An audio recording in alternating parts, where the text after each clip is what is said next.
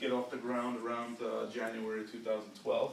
We've done the same protocol, and all patients who are interested or are concerned or at risk or know anybody who's at risk, please, you're welcome to call the office at any time and arrange for involvement in the screening program. Just some of the things that we do. We have a pulmonary nodule clinic. Like I mentioned before, primary doctors, medical doctors, they often see patients with these lung nodules they don't know what to do with. And because they don't have the experience, they don't have the expertise, and they don't have the wherewithal to make the diagnosis and recommend surgery. So we have a pulmonary nodule clinic. We see a lot of patients walking around with pulmonary nodules. Some we need to operate on, some we don't. We're perfectly happy to take care of them and follow their CAT scans at a regular interval. We offer the minimally invasive thoracic surgery. We do the thoracoscopic surgery that I mentioned, removing people's lung cancers through the thoracotomy.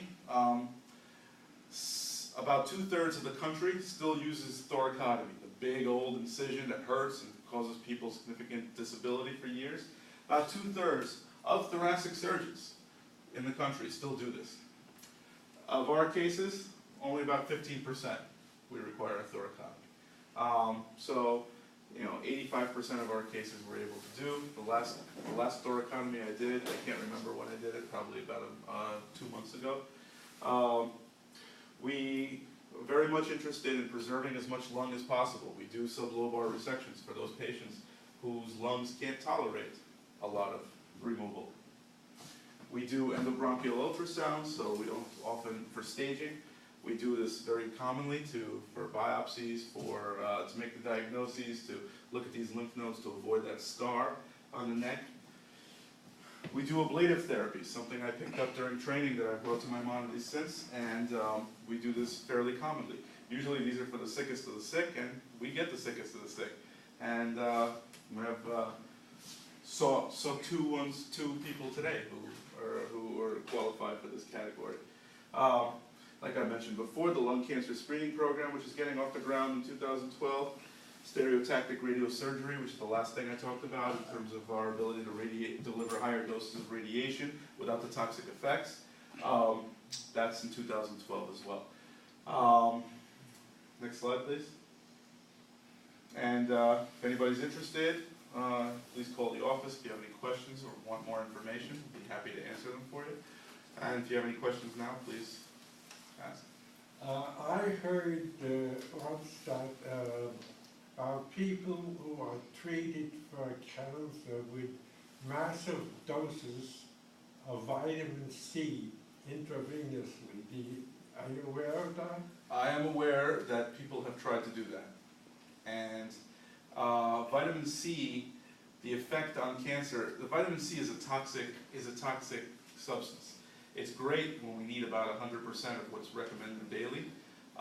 In higher doses than that, it can cause significant toxicity.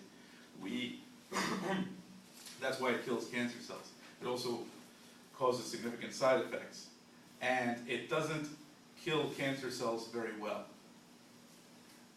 Well, I heard of somebody we had maybe a month to live, and they kept on giving them these massive doses of vitamin C intravenously, and several years later he was still alive. Well, I can't argue with what people do outside of what's been studied.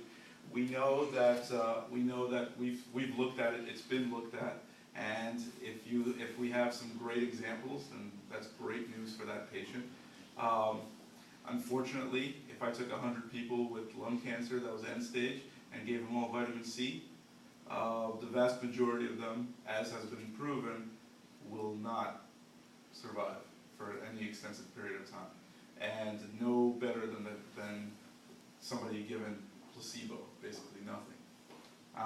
So that's all I can do is go with statistics and make my recommendations based on what I have. So I couldn't recommend that to people.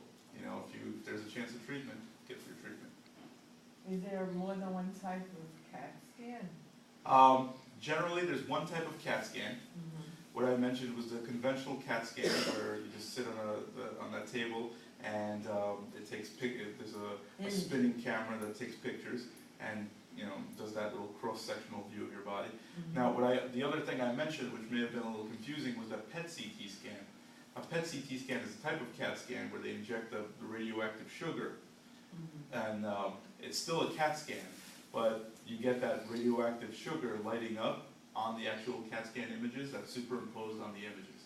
So it's just it's basically a cooler, better looking CAT scan that's a little bit more sensitive to detect things that we are suspicious of for cancer.